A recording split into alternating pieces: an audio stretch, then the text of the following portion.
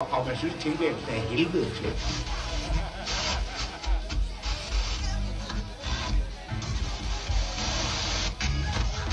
Et københavnsk rockband må nu skifte navn efter en henvendelse fra A.P. Møller. Bandet har hidtil heddet A.P. Møller Band, men rederiet vil ikke klæde sammen med bandets rockmusik. Ja.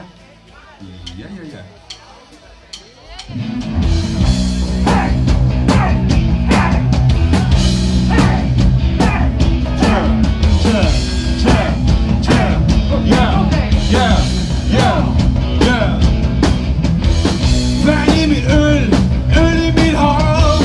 Bukserne klæber til mine lår. Byen er gold og gaden er våd. Vinden er kold og bussen er kold. Jeg bliver grå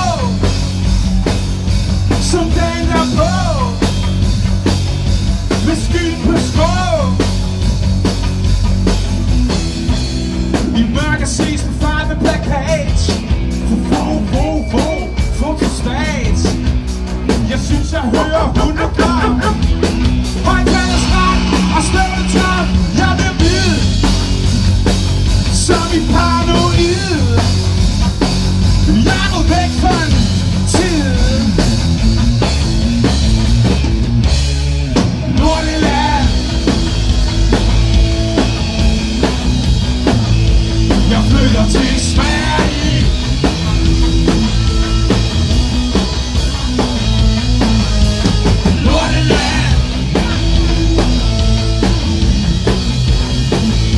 Jeg flytter til Sverige.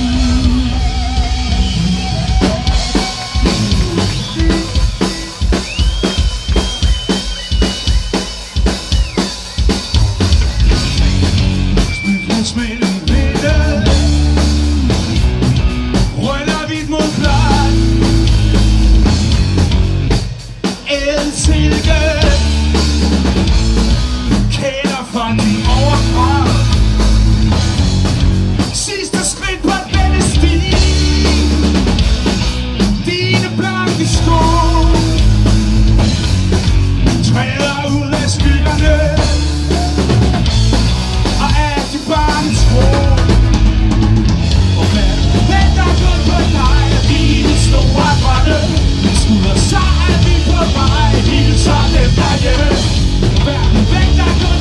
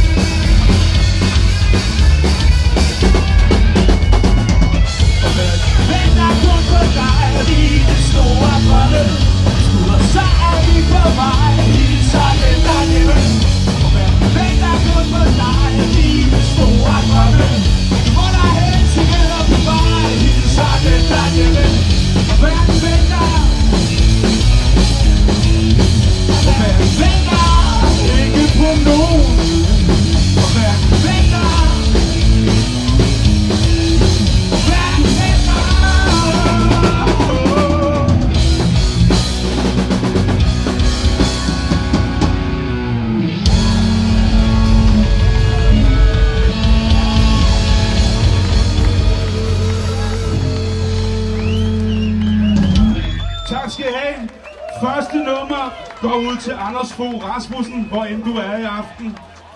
Andet nummer går ud til gamle Mærsk. Og nu, ja, selv tak.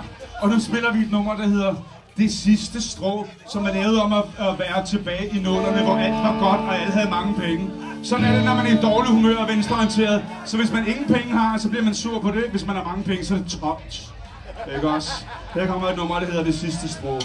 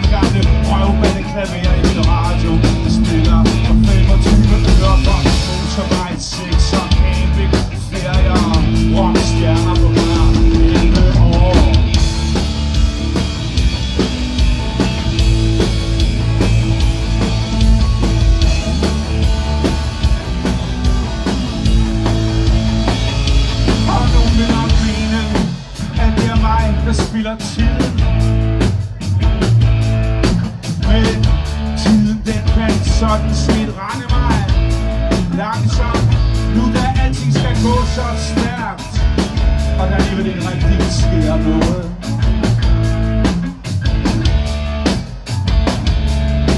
Af betydning,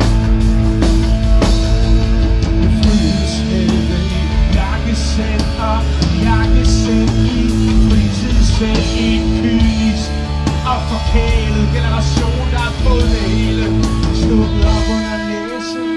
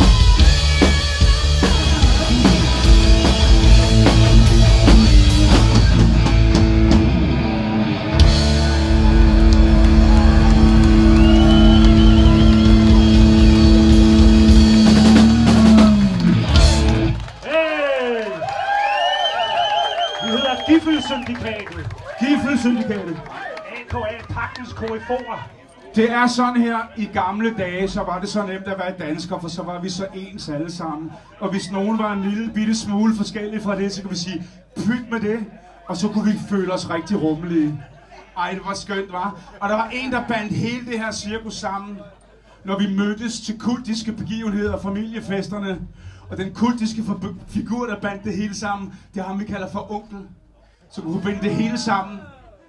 Sige skål og gøre, både høj som lav. Skål for helvede. Skål for helvede og for satan. Benene høj som lav sammen. Der kommer nogen, der hedder Onkel her, kan jeg høre på Christian. Nu er man godt i gang.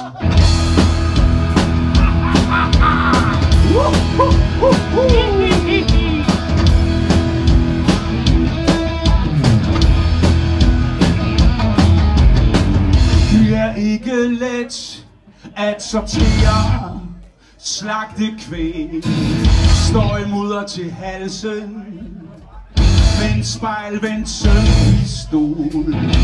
Så bliver det tid til den lille pause klokken 10, hvor hele Danmark slapper af uden konkurrence. Og når vi så har pakket væk, så viser du løgn bagerste køleråd. Onkel hylder det er på tid at skåle alle sammen. Vi er kun det fipstem, som vi sidder på. Det er ikke let at være den, som svinger pisken. Der er så koldt på tomme langt, de fleste fryser fast. Så bliver det tid til et åndehul, et sofastykke af et gyldent kvarter.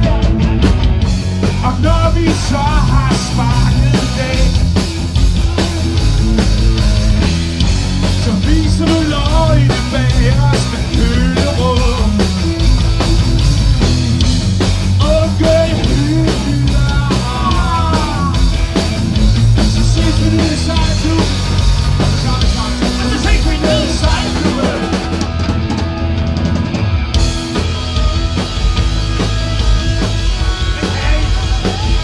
Og så ses vi nede i sejlklubben. Og så ses vi nede i sejlklubben. Og så ses vi nede i sejlklubben.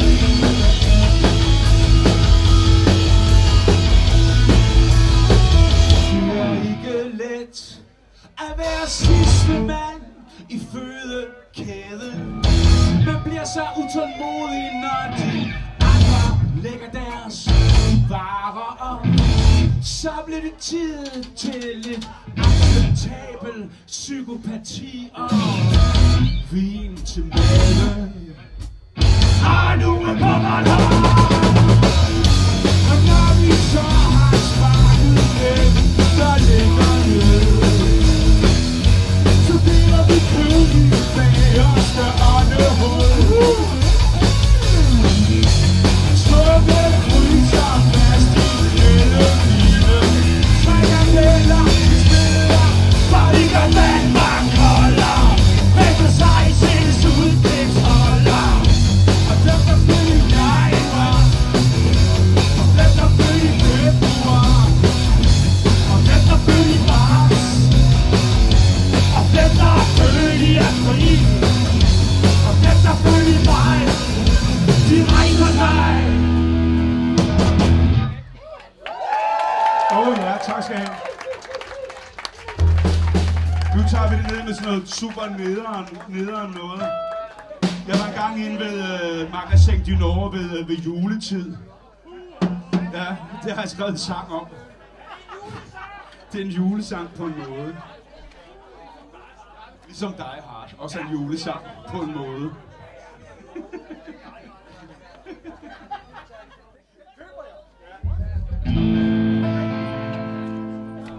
Vi lover, vi spiller noget med lidt mere gang i bagefter, men det er også ved at være lidt gamle jo. Ikke? Jeg håber, I bærer over. Kan I klare det? Ja? Nej? Okay. Det må I selv om.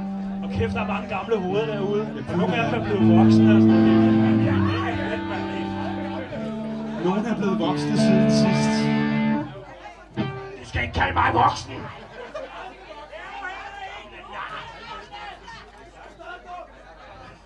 Man kan godt danse det der pogo alligevel, selvom det går stille. Kan man bare gøre noget derude. Okay.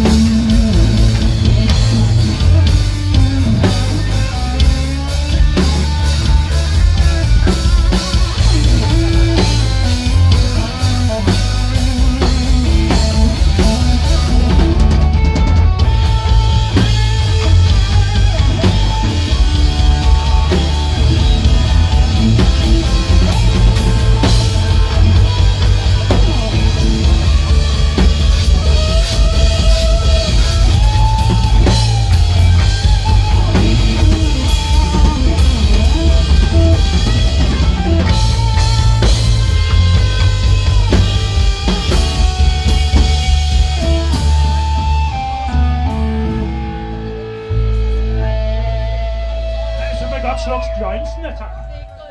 Sådan der. Morten Messerschmidt. Hvad er der, Niklas? Han har en Panama-hat, ligesom jeg har. Altså en imperialist-hat. Nå, nu skal vi på en langt gladere note, skal vi spille et spændt nummer om at få erektion, hvis man synes, man er dejlig, hvis man selv synes, man er dejlig. Så kan man godt få det sådan, at man får jern på, fordi man synes, man selv er dejlig. Så her kommer et nummer, der hedder Al den succes, som handler om at synes, man er dejlig og se sig selv i spejlet og sige, kom her.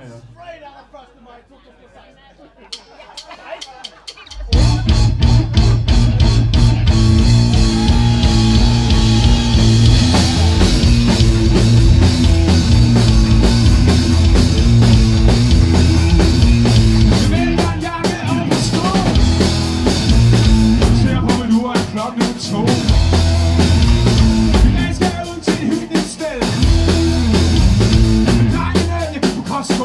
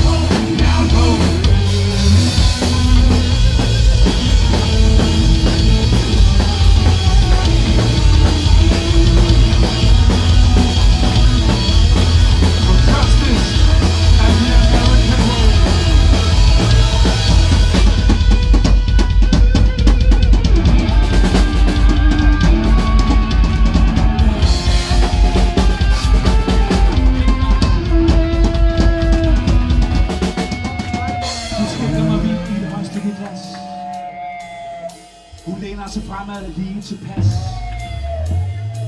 Hun er fra Viborg, hun hedder Malene. Men i morgen drikker jeg min kaffe alene. Jeg er ikke kommet til at slutte. Der er mere til hovedet, det er pige kan klare.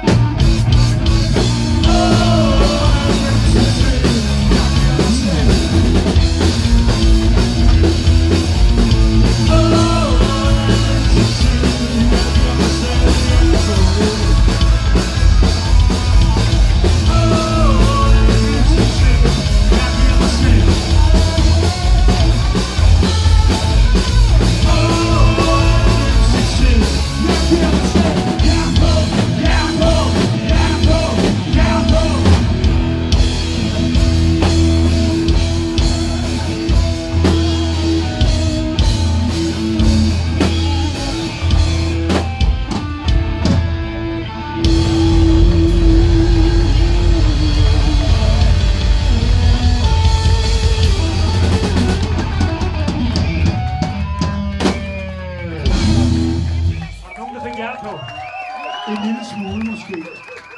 Nå, nu skal jeg høre. Tilbage i 2008, så skrev Erwin Nevsky Wolf, han skrev en tekst til os, som hedder Syndigt Land. Og jeg tænkte, den var så metrisk, det var ikke noget for mig.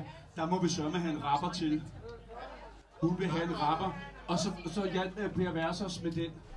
Og det kom der et lille nummer ud af. Og vi lavede en støttesingle til fordel for IFOU, som var sådan en irakisk oliearbejder fagforening, for vi tænkte, det var måske meget godt signal at sende. Måske kunne man ned i Irak, der hvor der var krig på det tidspunkt, der nogle amerikanere smed nogle bomber og sådan noget. Måske var det fedt, hvis de selv fik lov til at bestemme, hvordan tingene skulle være.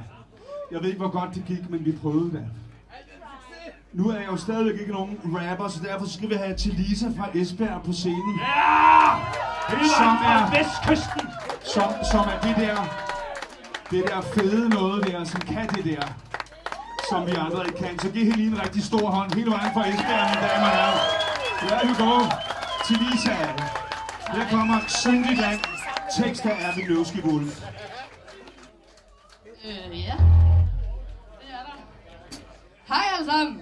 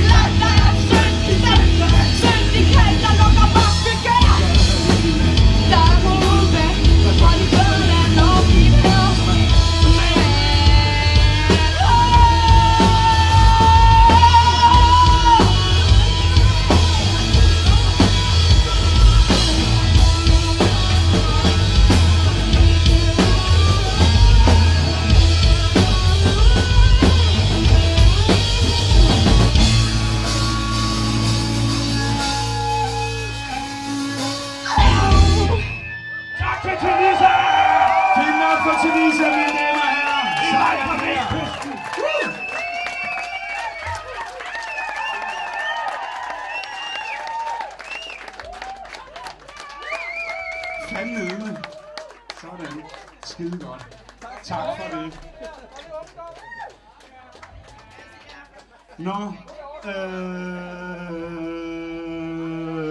her kommer et nummer, der hedder Anmelder Darling, som handler om, og ja, det kommer her. Find ud af det selv, ikke? Gå selv op og kig efter. Ja.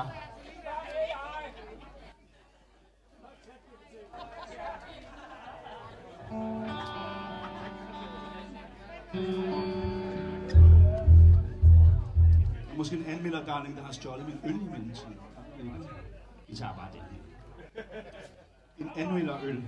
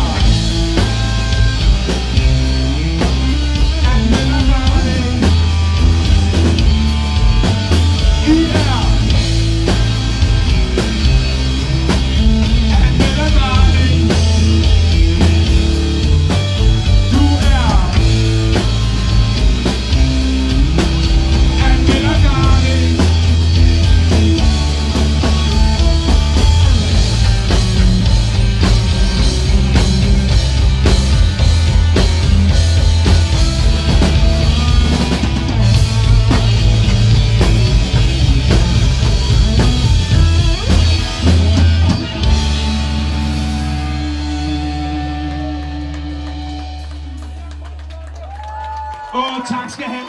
Nu kan det ikke være pjat alle sammen. Nu skal vi have en sang om Pernille Vermund. Nemlig, fordi Pernille Vermund har fundet ud af, at hun ikke er racist alligevel. Så herfra kommer der et sang, der handler om det friske pust, hun bidrager med i det politiske billede. Her kommer frisk pust over frikorpsstandard.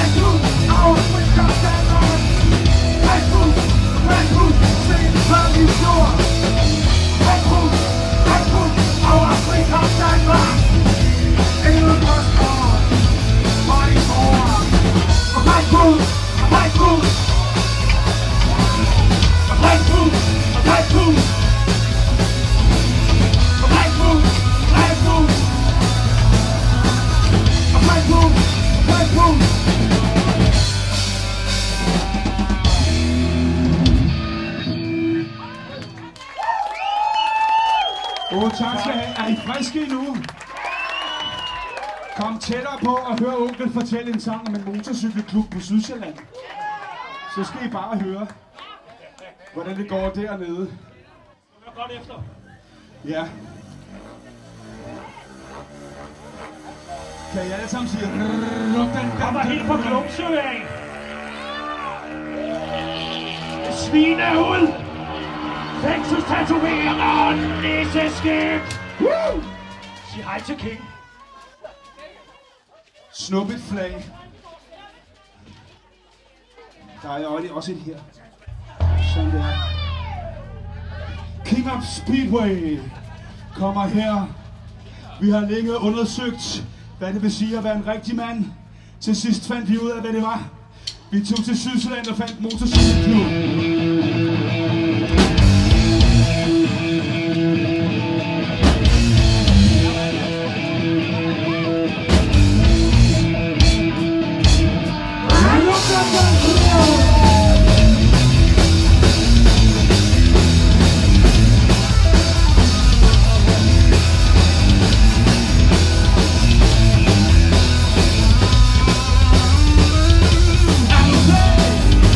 Gas to pay.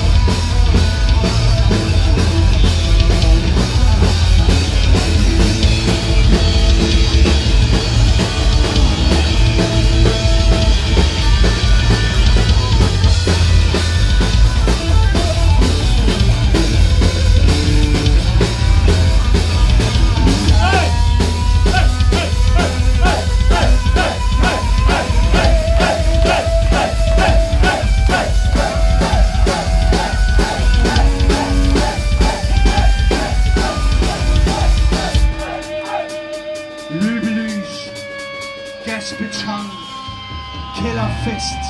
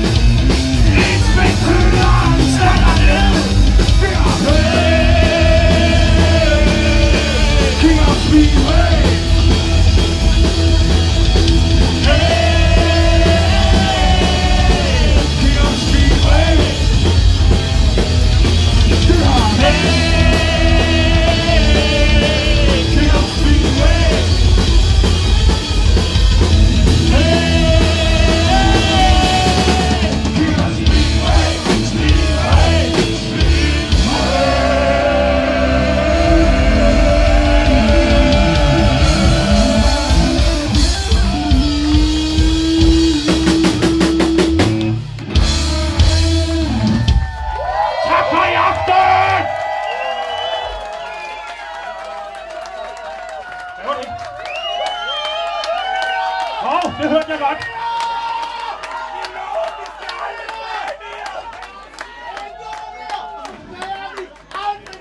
Lover I aldrig plager mere, hvis der kommer en sang til? Er I sikre på, at I aldrig plager mere, hvis der kommer en sang til? Altså, mor og far er lidt trætte nu, og det der plageri, det har vi snakket om. Lover I aldrig at plage mere, hvis vi spiller en sang til? Der bliver nikket, jeg tror på det. Her kommer et nummer til alle sammen, der hedder Aldrig plage mere. Hold bare fast i det, I tror på. Og gå ud og gør det.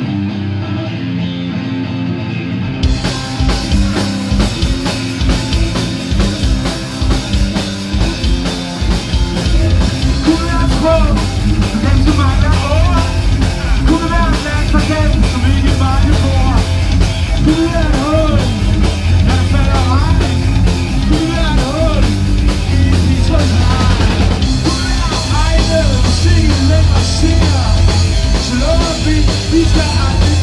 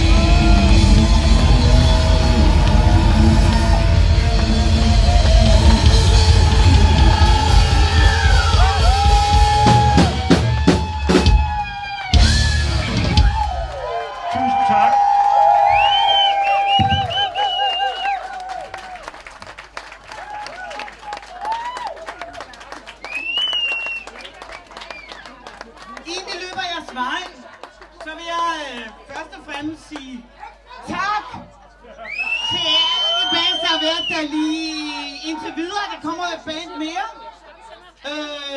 Giv alle de bands, der har stillet op i dag, et kæmpe klapsalve, fordi de har